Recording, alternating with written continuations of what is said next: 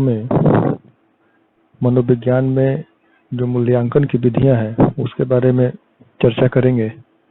आप यहाँ देख सकते हैं मनोवैज्ञानिक मूल्यांकन के लिए अनेक विधियां अपनाई जाती हैं, जिसमें मुख्य रूप से हमें 5 विधियों के बारे में चर्चा करनी है, जिसमें मनोवैज्ञानिक परीक्षण, साक्षात्कार, व्यक्ति अध्ययन, प्रेक्षण एवं आत्म प्रतिवेदन, ये 5 महत्वपूर्ण विधियों के बारे में हमें चर्चा करनी है। इस संबंध में 11th क्लास में भी एक स्वतंत्र चैप्टर था इस पर, लेकिन हम यहाँ पर इन 5 महत्वपूर्ण विधियों के बारे में चर्चा करेंगे। पहली जो हमारी विधि है वो है मनोवैज्ञानिक परीक्षण, जिसका इस्तेमाल सर्वाधिक किया जाता है मूल्यांकन के लिए। मनोवैज्ञानिक परीक्षण में किसी व्यक्ति के मानसिक एवं व्यवहारपरक विशेषताओं का अध्ययन किया जाता है, परीक्षण किया जाता है, और यह जो परीक्षण होता है वह मुख्य रूप से वस्तुनिष्ठ एवं मानकीकृत मापक होता है। वस्तुनिष्ठ जो हम कहते हैं, इसका अर्थ ये है कि चाहे जितनी बार भी उसका परीक्षण किया जाए, जो हमारा फाइंडिंग्स आएगा, जो हमारा रिजल्ट आएगा वो वही रहेगा, उसमें कोई बदलाव नहीं होता है। मानकीकृत को स्टैंडर्डाइज कहते हैं, यानी जो भी विधियां इसमें अपनाई जाती हैं, जो परीक्षण किए जाते हैं, जो मानक विकसित किए गए हैं मापन के लिए, उनका इस्तेमाल इसमें किया जाता है। मुख्य रूप से जो मनोवैज्ञानिक परीक्षण होते हैं उनका जो क्षेत्र है, जैसे क्लिनिकल निदान, निर्देशन, कार्मिक चयन, स्थानन या प्रशिक्षण, इन क्षेत्रों में हम देखते हैं कि मनोवैज्ञानिक परीक्षण का सर्वाधिक उपयोग किया जाता है। इसके अलावा मनोवैज्ञानिक परीक्षण में वस्तुनिष्ठ परीक्षण के अलावा एक प्रक्षेपी परीक्षण का भी इस्तेमाल किया जाता है, जिसके संबंध में हम लोग अगले चैप्टर में इसमें देखेंगे। प्रक्षेपी परीक्षण, इसको हम प्रोजेक्टिव कहते हैं।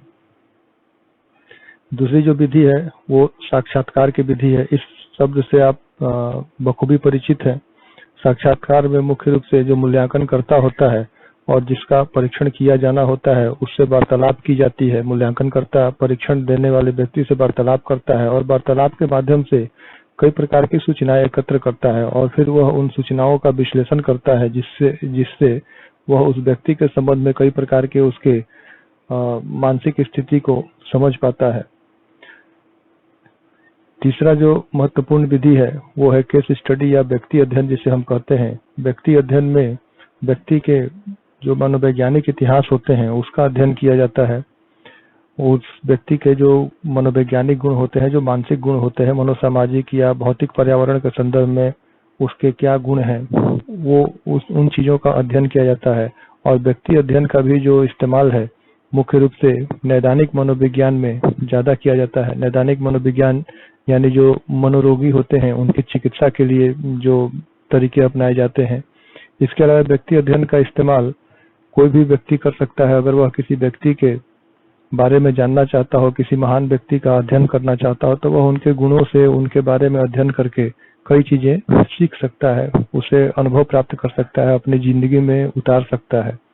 व्यक्ति अध्ययन के लिए भी कई प्रकार के विधियों का इस्तेमाल किया जाता है, जैसे साक्षात्कार, प्रेक्षण, प्रश्नावली या मनोवैज्ञानिक परीक्षण। इन सारे विधियों का इस्तेमाल किया जाता है और उससे आंकड़े प्राप्त किए जाते हैं, जिनका विश्लेषण करके उस व्यक्ति के संबंध में कई प्रकार की जानकारियां प्राप्त की जाती हैं। अगला जो हमारा विधि है वो है प्रेक्षण, जिसको हम ऑब्जर्वेशन कहते हैं। ऑब्जर्वेशन में या प्रेक्षण में होता यह है कि जो मूल्यांकन करने वाला व्यक्ति होता है, जिस व्यक्ति का मूल्यांकन किया जाना होता है, स्वाभाविक स्थिति में वह व्यक्ति किस प्रकार व्यवहार करता है, इसका वह ऑब्जर्वेशन करता है, इसका प्रेक्षण करता है और इस संबंध में, उसके व्यवहार के संबंध में वह अपना एक अभिलेख तैयार करता है, जिससे उसका विश्लेषण कर वह उस व्यक्ति के व्यवहार को समझ सके कि वह विभिन्न दशाओं में किस प्रकार से व्यवहार करता है। परंतु इस प्रणाली की एक समस्या भी है। यह समस्या ये है कि यह प्रणाली जो है वो वस्तुनिष्ठ नहीं रह पाती है, व्यक्तिनिष्ठ हो जाती है। कहने का अर्थ है कि अलग अलग प्रेक्षणकर्ता अगर होंगे तो उनके जो फाइंडिंग्स हैं हो सकता है कि वो अलग अलग हों, क्योंकि सभी अपने अपने विवेक से उन चीजों को समझने का प्रयास करेंगे जिन दशाओं में प्रेक्षण करने के दरमियान उस व्यक्ति के द्वारा व्यवहार किया गया हो। तो इसलिए अब इसमें एक समस्या ये आती है कि ये व्यक्तिनिष्ठ व्याख्या बनने का संभावना रहता है इस विधि को। अंतिम जो विधि है वो है आत्म प्रतिवेदन, जिसको हम सेल्फ रिपोर्ट भी कहते हैं। सिंपली आत्म प्रतिवेदन जब हम कहते हैं तो अपने बारे में किसी को बताना। आप जब किसी डॉक्टर के पास जाते हैं तो डॉक्टर आपसे कहता है कि आपको क्या हुआ है और आप अपनी सारी सूचनाएं उसे आप देते हैं। तो इसी प्रकार मनोविज्ञान में भी जब हम प्रेक्षण या परीक्षण करते हैं तो व्यक्ति जब अपना स्वयं अपने बारे में कई चीजें जब बताता है तो उन चीजों को विश्लेषण करने के पश्चात यह समझने का प्रयास किया जाता है कि जो व्यक्ति है इसकी मानसिक स्थिति या इसकी बुद्धि किस प्रकार की होगी।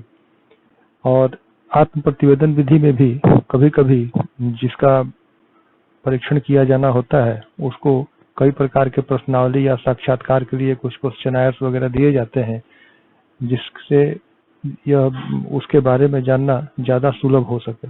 तो ये मुख्य रूप से आपको 5 मूल्यांकन की विधियां हैं। इसके अलावा बुद्धि की कुछ परिभाषाएं हैं जिसे आपको याद रखनी चाहिए, क्योंकि जब बुद्धि के संबंध में आपसे सवाल पूछे जाए बुद्धि क्या है तो आप कम से कम किसी न किसी एक परिभाषा को इसमें जरूर लिखने का प्रयास करें, इससे आपका आंसर अच्छा होगा। बुद्धि के संबंध में जो हमारी मूल धारणा है और जो हम सामान्य रूप से बुद्धि के बारे में बात करते हैं, मनोविज्ञान उस तरीके से बुद्धि के बारे में बात नहीं करता। मनोविज्ञान बुद्धि को एक दूसरे तरीके से परिभाषित करने का प्रयास करता है।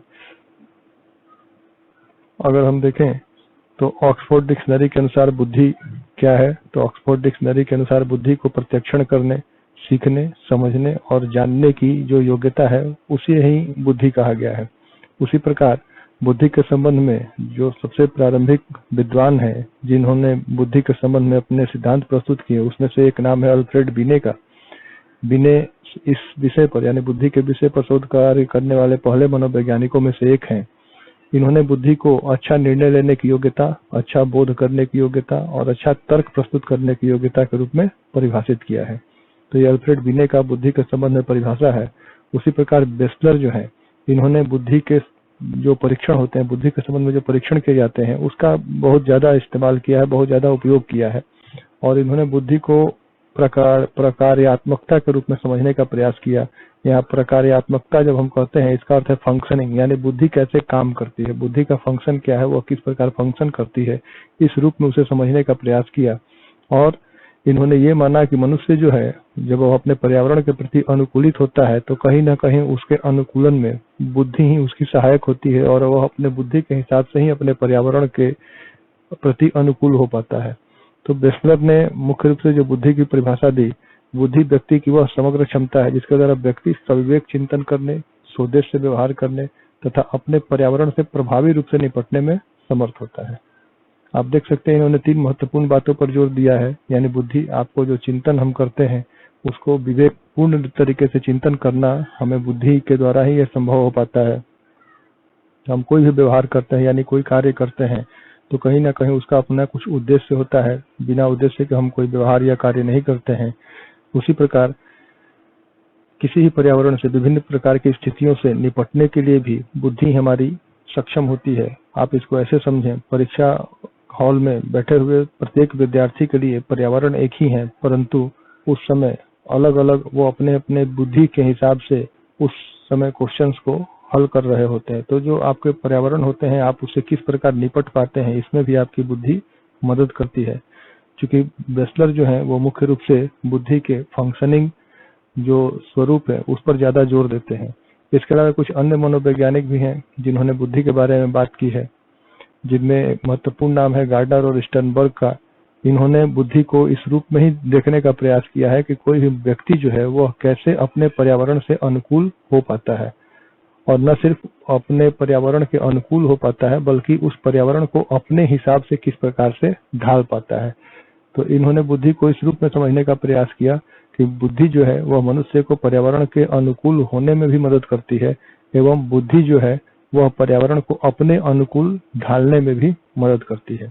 तो इस प्रकार ये कुछ विद्वानों की परिभाषाएं हैं, जैसा कि आपके बुक में ही दिया हुआ है बुद्धि के संबंध में, और जो कुछ महत्वपूर्ण बातें हैं जो आप अभी जान पाएंगे आगे जब हम बुद्धि के सिद्धांत की चर्चा करेंगे, इसमें आप बुद्धि के संबंध में और कुछ बातें जान पाएंगे।